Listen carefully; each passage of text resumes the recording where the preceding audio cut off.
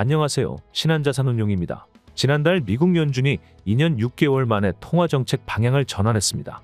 또 시장 전문가의 예상을 뛰어넘은 50bp 금리 인하를 단행하면서 글로벌 자산시장에 활력을 불어넣었는데요.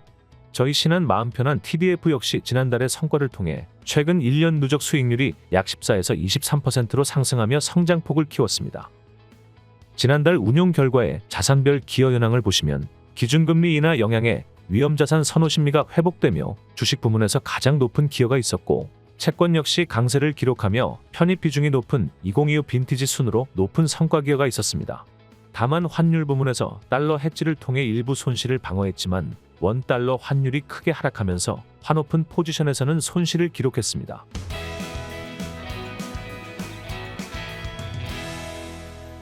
지난달 미국의 주식시장은 경기 둔화 우려에도 불구하고 연준이 기준금리 B컷을 단행하며 경기 둔화 방어에 대한 의지를 보여주면서 상승 마감하였습니다. 또 중국 인민은행의 통화정책 완화 의지와 함께 정부가 발표한 종합부양책으로 경기 부양에 대한 기대감이 고조되며 큰 폭으로 상승하였습니다. 한국은 지난달 반도체 업종 부진과 경기 둔화 영향으로 큰 폭의 하락세를 보였습니다. 이러한 영향으로 중국 및 홍콩을 포함한 아시아 선진국 증시의 상승폭이 펀드 성과에 긍정적으로 기여해 주었습니다. 또한 한국 증시를 비중 축소하고 미국 증시를 비중 확대한 전술적 자산 배분은 초과 성과를 기록할 수 있었습니다. 다만 고배당 주식에 대한 비중 확대는 시장 성과에 미치지 못하였습니다.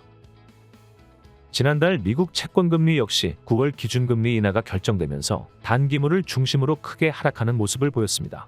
국내 역시 미국 영향과 내수 위축에 따른 기준금리 인하 기대감에 하락하였습니다. 채권금리 하락으로 그 가격이 상승하며 펀드가 보유한 모든 채권 자산이 강세를 기록하였는데요. 보유한 자산의 금리 하락폭은 단기물이 장기물보다 컸지만 듀레이션 효과를 반영한 채권 수익률은 장기물이 더 뛰어났습니다.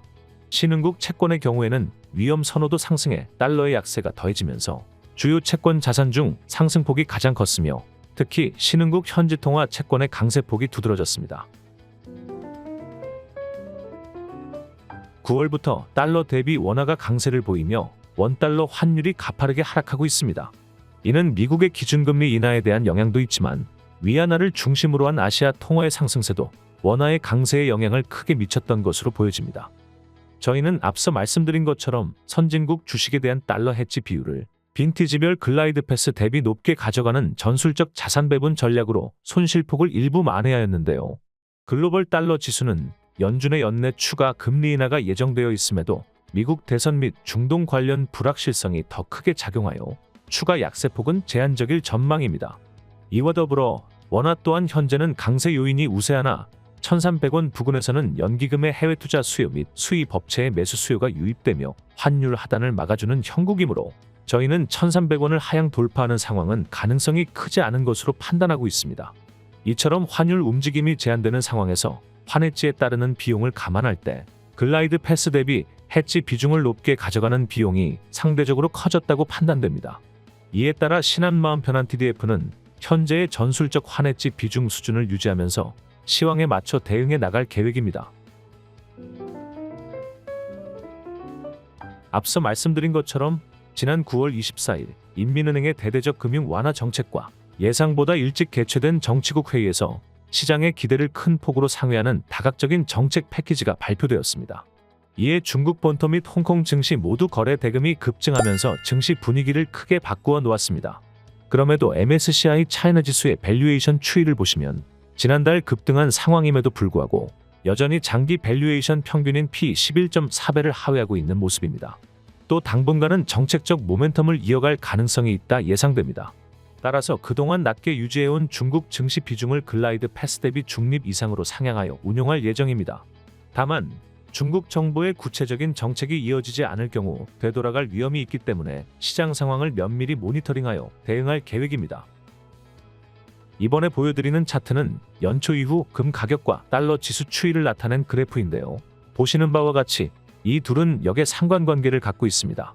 특히 미국의 금리 인하와 중동 리스크 확대가 동시에 나타나고 있는 자료 제공일인 10월 4일 기준으로 보면 달러보다는 금에 대한 선호가 강해질 것으로 예상되기 때문에 저희는 금 채굴 업종에 대한 비중을 확대하였습니다.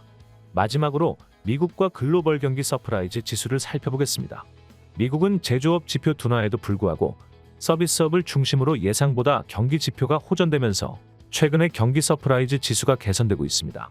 그리고 이에 반해 미국을 제외한 지역의 경기 전망은 기대치를 하회하며 악화되고 있는 모습인데요.